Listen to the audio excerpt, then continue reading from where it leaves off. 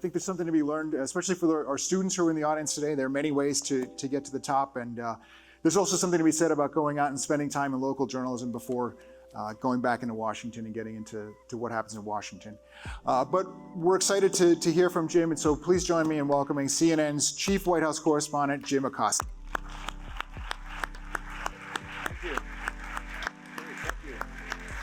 Hey, thanks so much. That was great. Terrific. What's a typical day for Jim Acosta when all this stuff is going on? Yeah, well, there isn't really a typical week, okay, but I'll do my best to describe it. I mean, I wake up every morning just like everybody else and look at my phone to see if he's tweeted. So my day starts at about 6 or 7 in the morning, and then we're in that vortex until 11 or 12 o'clock at night.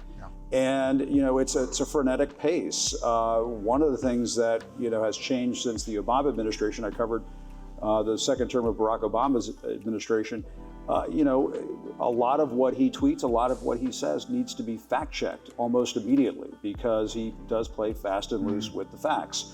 The Washington Post fact checker has recently released its latest numbers, and we're at now over 16,000 false or misleading statements since he came into office. When I published my book, at that point, it was only 10,000, and that was June of last year.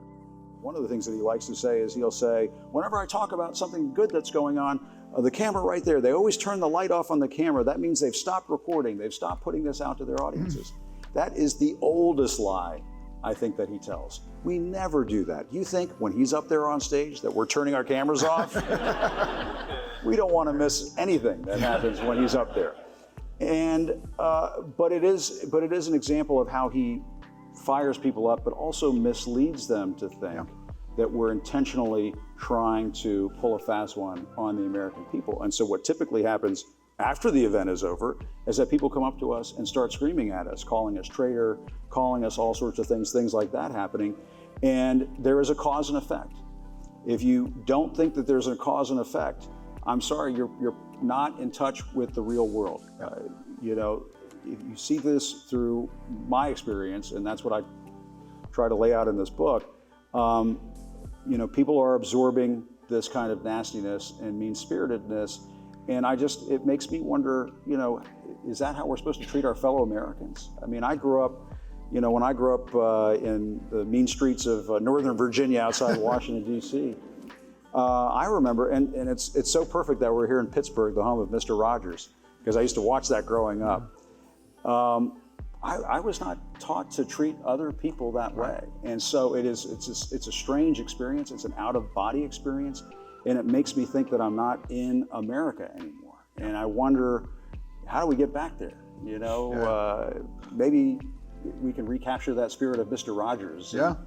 And get us there someday. It's great you mentioned, Mr. Rogers. He's a big hometown hero here. He is. Getting a bit of a renaissance. We could use a little more Mr. Rogers these days. One of the things that has been so interesting about this experience is how there are people working inside the administration who want to help us as much as possible. And it is perhaps surprising for people to hear that, but I pass that along as another reason not to succumb to Trump depression syndrome.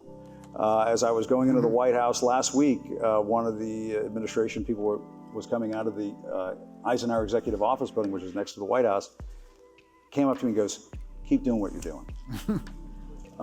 And so we do hear from people in the administration who want us to keep doing what we do because they understand it's vitally important as well.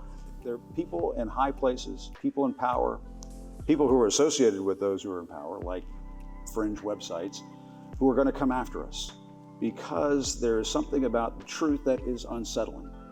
There is something about the truth that gets under your skin. But for most rational people, for most people who are in touch in the real world, it gets under our skin in a good way. And that's why I do what I do every day. I do it because, and I believe strongly in this, I'm not the enemy of the people. You're not the enemy of the people. We're not the enemy of the people. We're all Americans. We're all on the same team. And we have to recapture that spirit. We have to get back to that place where we all see each other as Americans again, who just want the truth about what's happening in Washington, what's happening with our elected leaders. Not that much to ask.